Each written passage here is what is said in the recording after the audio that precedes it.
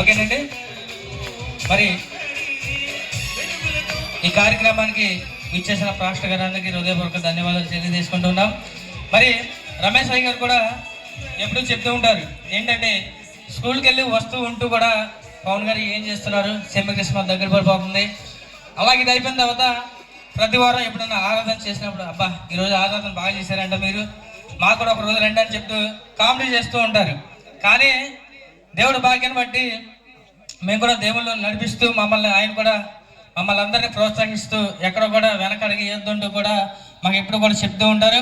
వచ్చేటప్పుడు కూడా ఇప్పుడు కూడా ఎక్కడైనా కలిసినప్పుడు ఏమండి బైబిల్ అలా జరిగిందండి, ఇప్పుడు అలాగే ప్రదేశంలో జరుగుతుంది, మీరు చూస్తున్నారో లేదో కనీసం మీరైనా మారి వ్యవస్థలను మార్పించండి అని చెప్పి ఎప్పుడు కూడా రమేష్ మాస్టర్ గారు చెప్తూ ఉంటారు. మరి ఈ కార్యక్రమానికి వచ్చి మా కొరకు ఇచ్చేసినందుకు చాలా హృదయపూర్వక వందనాలండి. ప్రభునామానికి మహిమ కలుగును గాక. దేవునికి స్తోత్రం చెప్తాం ఒకసారి. హల్లెలూయా, హల్లెలూయా.